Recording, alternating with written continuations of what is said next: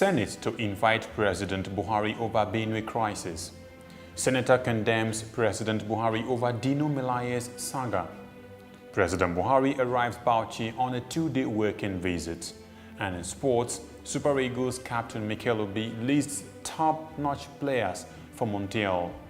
These and more in a moment. I am Nten Ekpan with the AM News on Television Nigerian. The Senate has resolved to invite President Muhammadu Buhari to address the joint sitting of the two chambers of the National Assembly on the state of insecurity across the country. The hallowed chamber says he would brief the National Assembly on Wednesday next week. This resolution follows a motion sponsored by Senator George Akume, representing Benue Northeast Senatorial District. The Senate is concerned with security developments in Benue State, especially the recent brutal murder of reverend fathers and parishioners in a Catholic church in the state. Akume, in his lead debate, said despite interventions by the Senate and the deployment of police and soldiers in the affected areas of the state, human lives and property are still being wasted. Lawmakers consequently condemned the lingering insecurity in the state in particular and the country as a whole. They believe that it is necessary for the president to explain the circumstances and reasons the killings and destruction of property have continued. Senator Mohammed Shitu has lambasted the federal government over the alleged manhandling of the senator from Kogi West, Dino Melaye, by operatives of the Nigerian police force. Shitu, a lawmaker from Jigawa State, said people are being killed for speaking the truth under the current administration. Speaking on the face-off between Senator Dino Melaye and the police, Shitu said Nigerians did not vote in All Progressives Congress to government to be mistreated. He alleged that the law works against people who are perceived to be enemies. He criticized government for treating lawmakers as enemies of the state, insisting that they are not enemies but representatives of the people. Melaye was alleged to have jumped off a police van in Abuja while being transported to Kogi State to face criminal charges. Following the incident, the lawmaker sustained injuries and is currently at the intensive care unit of the National Hospital in Abuja.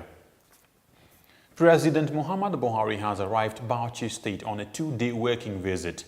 The presidential plane reportedly touched down at the Sir Abubakar Tafawa Balewa International Airport, Bauchi, at about 10:20 a.m. on Thursday. During his visit, Buhari is expected to commission some projects, especially roads, and flag off the distribution of 500 tractors to farmers in that state. Governor Mohammed Abdullahi Abubakar had declared yesterday, Thursday, a public holiday in an attempt to give residents a chance to welcome the president. Still ahead, former Abia State Governor calls Obasanjo a mass murderer. Nigerian international Mikel Obi lists names of players to look out for. And on the foreign scene, French President cautions of Trump's position on Iran deal. Welcome to Living Treasures Academy. Enjoy a conducive and serene learning environment. Qualified and experienced teachers,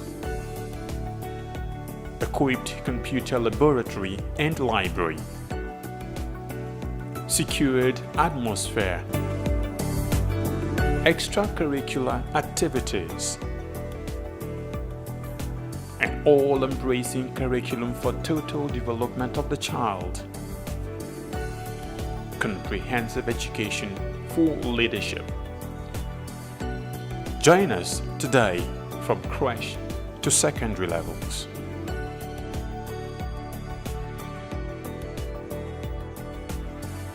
Living Treasures Academy, committed to excellence.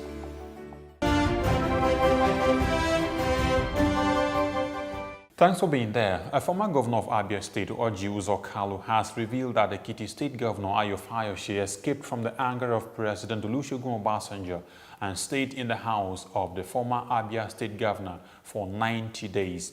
Kalu said he saved Fayose when he was impeached by the Ekiti State House of Assembly, as he further accused the former president for murdering many other people in his time as the president of Nigeria.